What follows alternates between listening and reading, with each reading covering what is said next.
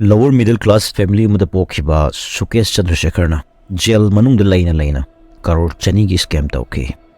Ina khunba singdagi fraud amadi scam tawduna lawba paisa singsina Bollywood ki masak matou fajarabi actress singda atangba gi kya pikhe. Jail da leire khangna sanarabi masak fajabi actress kya Sukesh puna balake. खबर है कि चारों actress Tihar jail में सुकेश से मिलने गई थी। इसमें निकिता तंबोली उर्फ निकी तंबोली, चाहत खन्ना, सोफिया सिंह और अरुषा पाटिल शामिल हैं। सुकेश चंद्रशेखर की मरमना बॉलीवुड की संगनारबी actress Jacqueline Fernandez amadi Nora Fatehi ani बुसो खनहनखे अनोब वीडियो सिदा पोदुल लाक्चरी बेसे Sukesh Chandrashekhar scam Crore, a business tycoon and two Bollywood stars. This is the story of India's most stunning money heist. इस कहानी में हर वो मसाला है जो किसी भी हिट फिल्म की गारंटी होगी। इसमें सस्पेंस है, थ्रिल है, धोखा है, फरेब है, लालच है। वीडियो से मका चथद्रिंगाइदा चैनल असिबु सब्सक्राइब तो बिद्रिबि ओरबदि असिगुमलबा वीडियो सिंग लेक्तन यंगबिनबा चैनल असिबु सब्सक्राइब तौसनबियो अमदि वीडियो असे लोइबा फाउ यंगबिदुना लाइक अमदि कमेंट पीबा काउबिगनु 1989 दा बेंगलोर दा लैबा lower middle class family amada Sukesh Chandrasekhar poke. Sukesh ki mapa sel yamna thoktabana talakpa paisa kodemak emung manungge changraba yadraba singda crush tawkhibana karigumba ahenba amadi apam thabak amata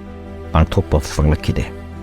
matamdudagi Sukesh hayang chawraga sel yamna paiba misak ama oigani habasa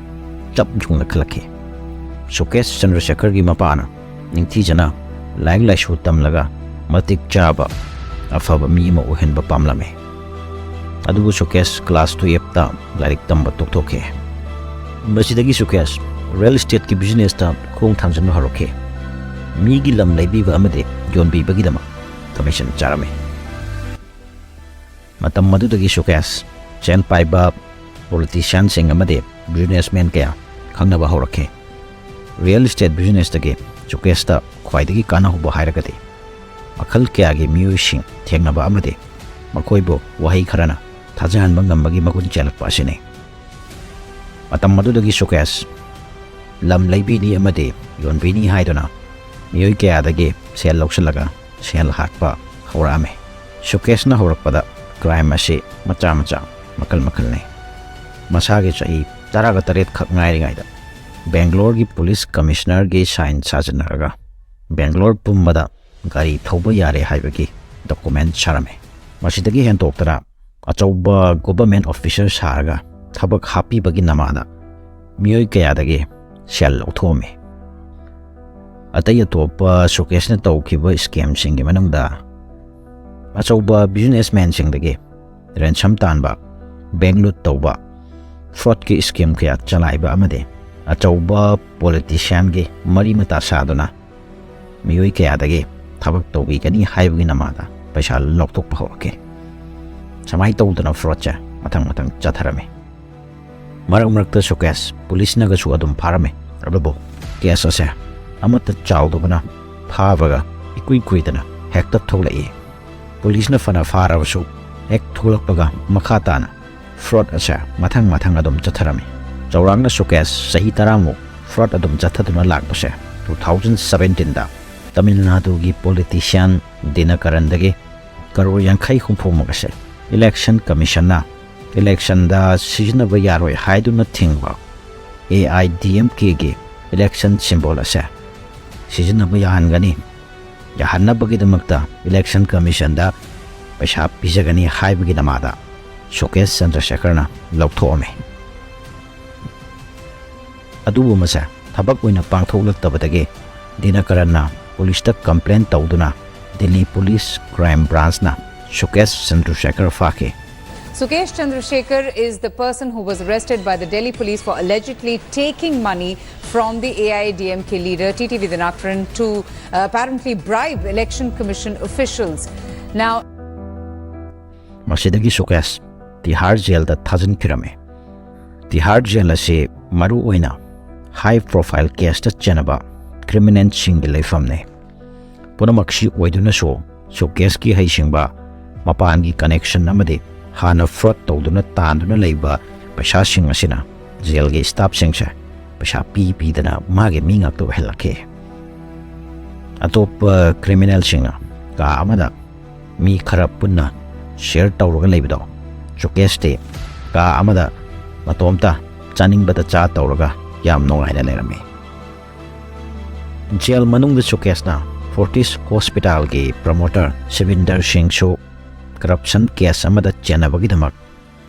Tihar jail da lai haiwi pau fanglami amade Savinder Singh ki imung manung maru waina magi nupi sina jail dagi thadoknaba yamna konnu khonari haibase chu khanglami masi Sukesh na yamna chawba khodong chaba amoina urami Sukesh na magi jail da leiriba connection gi matengna nupi asigi number amade iPhone ama pirangnaba khanglami Sukesh na Savinder Singh gi nupi Aditi da contact tawba matamda hairibase ai home ministry da thabak tawduna lei Amit Shah ase ai ga yamna close oina khangnaba meni election maya su naksale nangi nupa se soidana thadoke mahak thadongnabagi damakta cha thangnaba kharadi taw haidana hairame sigumba thabak sidi Sukesh hanadagi expert phajana oirabanina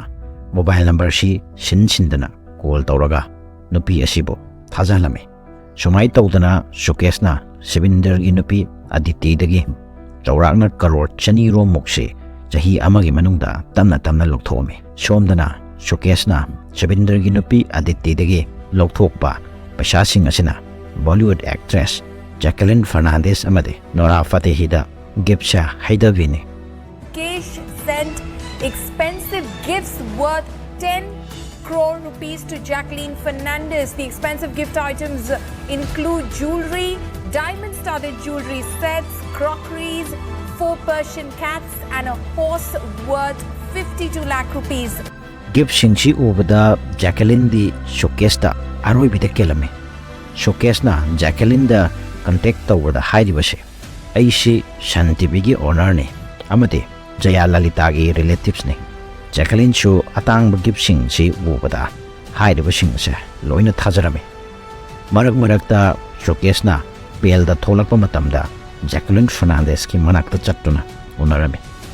masiga chapmanana Nora Fatehi da shu atangba ka gift piduna impress tawba haurame nakan amaromda Savinder gi nupi Aditi na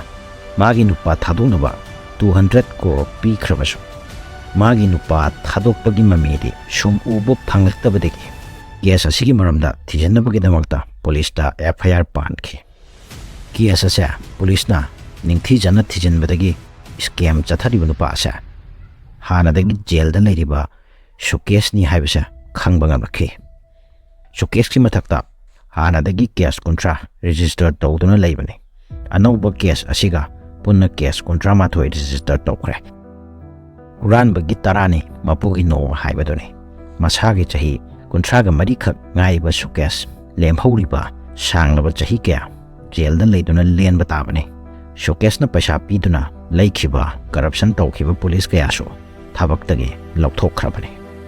wari sidagi ikhoina khangba ngami madude kaidawnongda huranba oida pada tawba haibasa kuina chatte khoi miyoiba ama oina polakpa taragadi samasida karigumba kanaba amade afawa thaba kharade soidana tawronggadabani video ase loiba phawbu yengbeibagidamak thagatchari amade video ase nungaibiragadi like amadi comment soidana pibiramu amade channel asibu subscribe soidana tawbiyo